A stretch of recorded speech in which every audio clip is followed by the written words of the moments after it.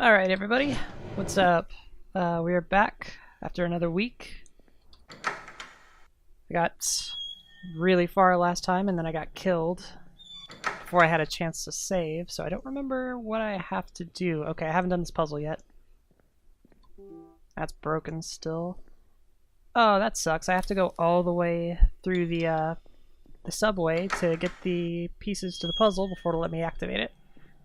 So I'm going to try something here. I'm going to skip ahead a little bit, and I will see you on the other side.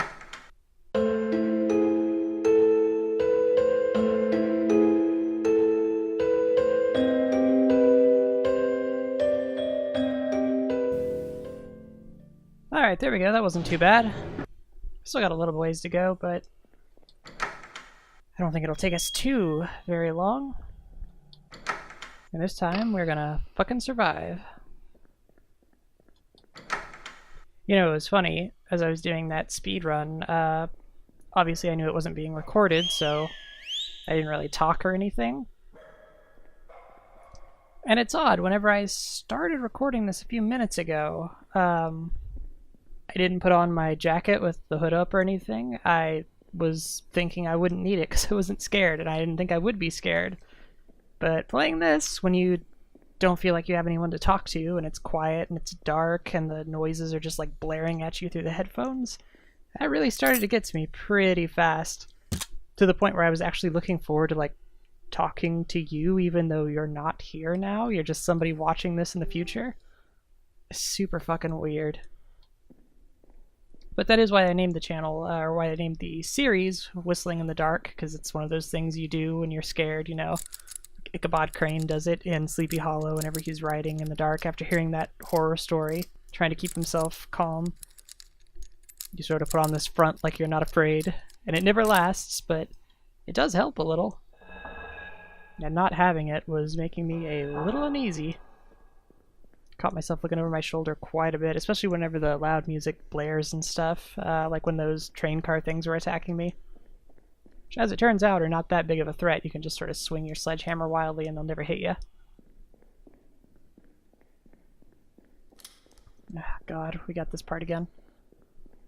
Gonna try to survive it best I can. Is there anything in there if I keep looking? Even if there was, would I want to know? Not really. It's wild to think about where we are in this game versus where we started.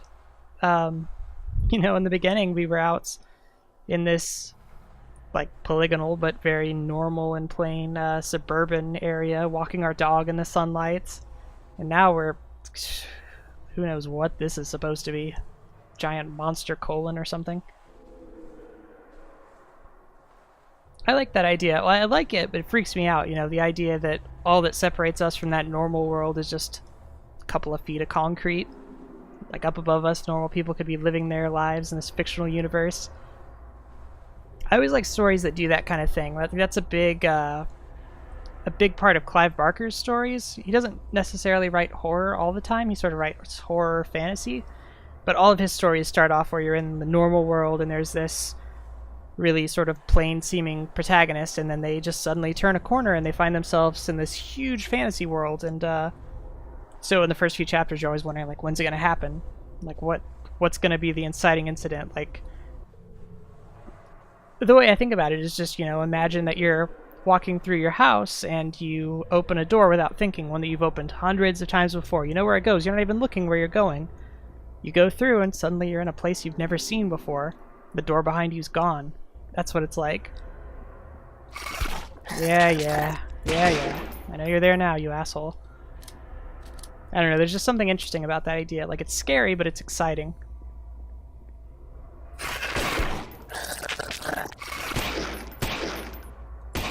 Really like to not die this time. Pretty soon we're going to be in undiscovered territory and I won't know what's going to happen. A lot of dead rats, huh?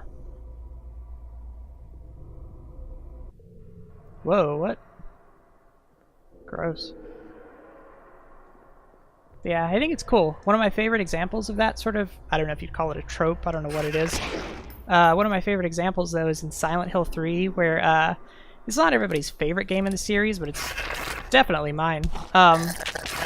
You play as this girl named Heather, and it starts off with you at the mall, like in the middle of the day. You're surrounded by people, and she's suddenly accosted by this... Oh, hold on, let me take care of these guys. She's suddenly accosted by this total creep, so she goes into the women's bathroom to try to lose him, and then from there crawls out the window into this adjoining alley.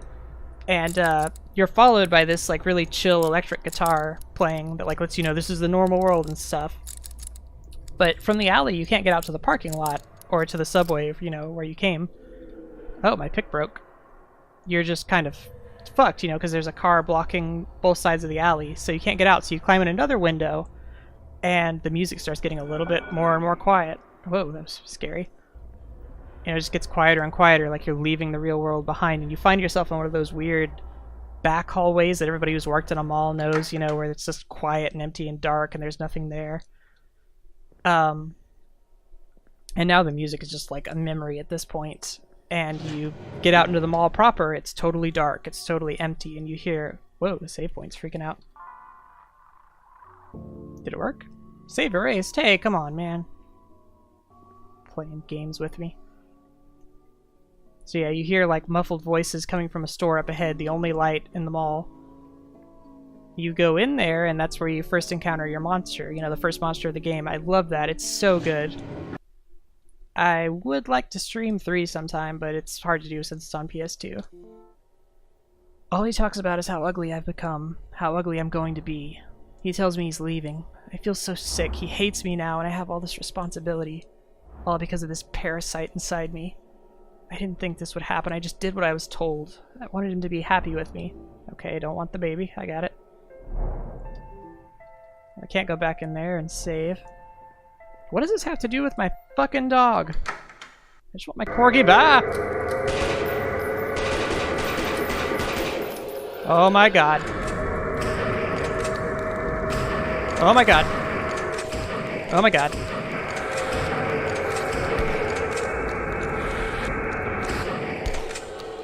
No! Please die, please die.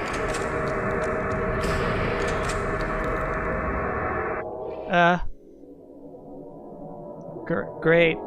Great. So that was a boss, I take it? Yeah, so how are you feeling? I feel like everyone hates me and I hate myself. Your sense of self-worth is too influenced by body shape and weight. Ugh, relatable. You don't judge others so harshly. You have worth, you have beauty, but you're unable to see it. Your vision of yourself is distorted. Again, relatable. Then how should I fix it? If I can't fix my body, then how do I fix my vision of myself? We're working together to fix it. But I will also write you a refill for your fluoxetine. Is that it? Is that the end? That might... Oh, well. Fluoxetine. I've heard of that before. I don't know what that is. Maybe it's made up. I don't know. Maybe it's not a real thing. Okay, so that's gone now. That was one of those story battles where you have to die. Still want my corgi back. That would be oh god.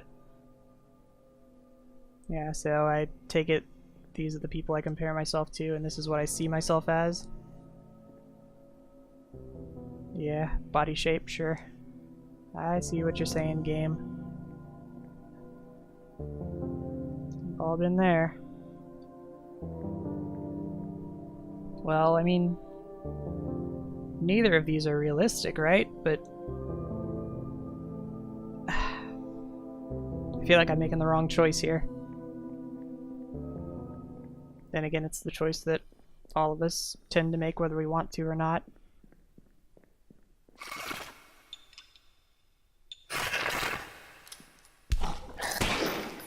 Stop it.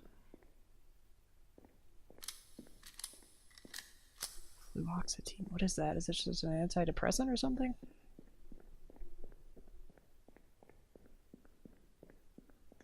Am I back in the room again? Yeah.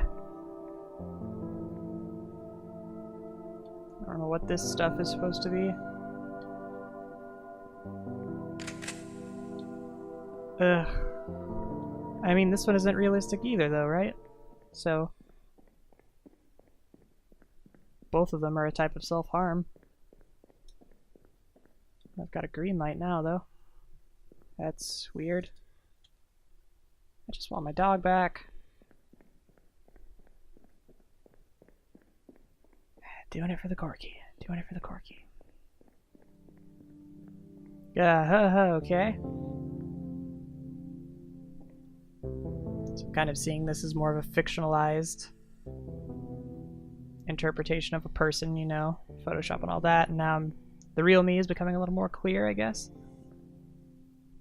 These pictures haven't really changed. Alright, let's keep going this way, I guess.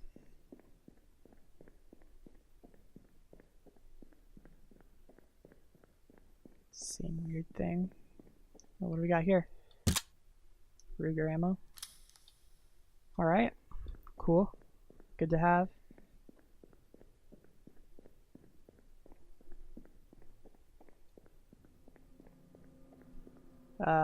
Why a rose, though?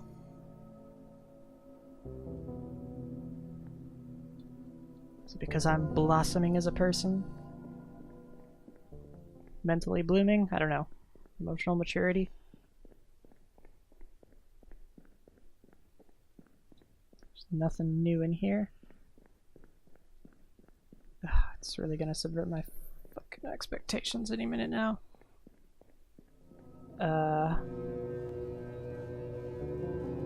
Yeah, I don't like the sound in this place, like, at all.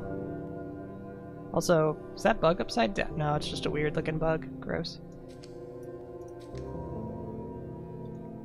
Oh well, it's not the bug's fault that I think it's gross.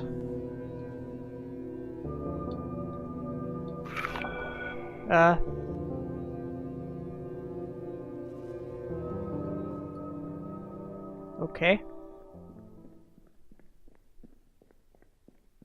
Eating an apple, sure. You're really filling me up with ammo there. That's making me a little nervous.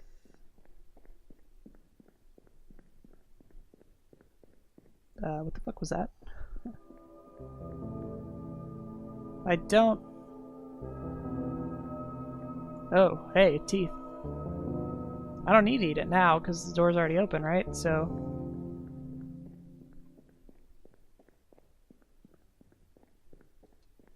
oh, but the lights are red, so maybe I...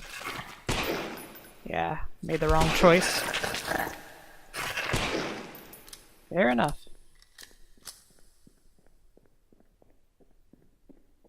I guess I'll eat the fucking locker room apple then. Oh,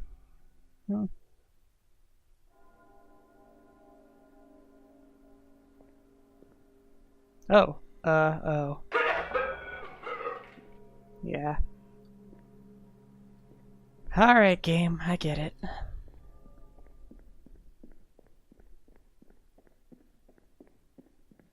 Was that the wrong thing to do? I mean, yeah, of course it was the wrong thing to do, but... I mean, the green light was flashing, that's universal go signal. Alright. Just eat, just walk away, be chill about it.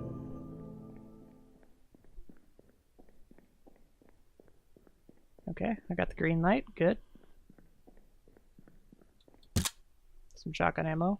Alright, well, hint taken.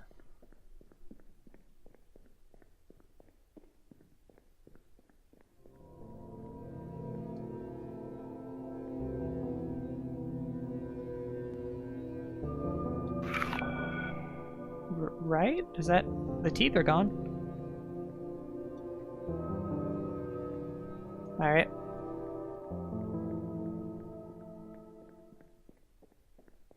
I didn't have a lot of other options that time. Okay, so that was correct.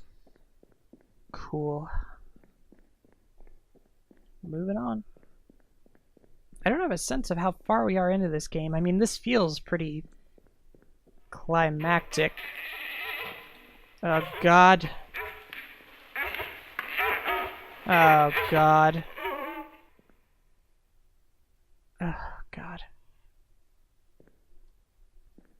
Sound design is fucking on point in this game. They did a really good job. Pretty much anytime I hear a noise, all I can think is how much I want to stop hearing it immediately. Oh god. Ah.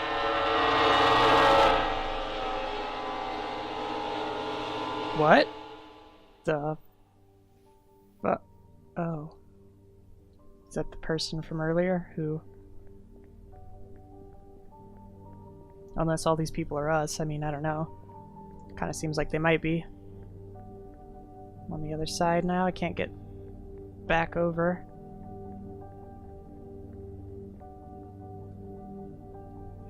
Nowhere to go but down. This feels like pretty final music, doesn't it?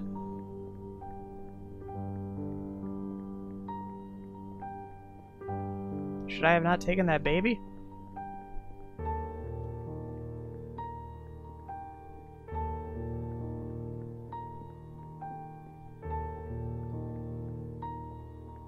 Ugh, it's getting a little more cramped in here. Alright, well, we'll go until we either reach the ending or we find another save point. Whichever comes first.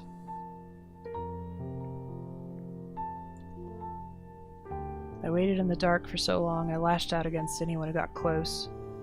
Someone kept pushing me into the light. It hurt me for a while. It doesn't hurt anymore. I don't know if that's good or sinister.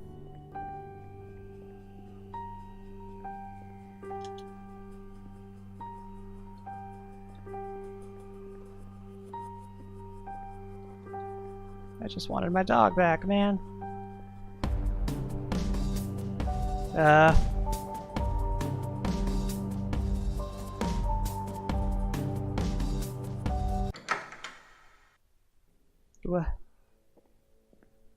What was down that other path? Oh, good. A lot of dark fucking passageways. I don't love this at all. Okay, arrow. You wouldn't lead me astray, right? Oh, alright, well.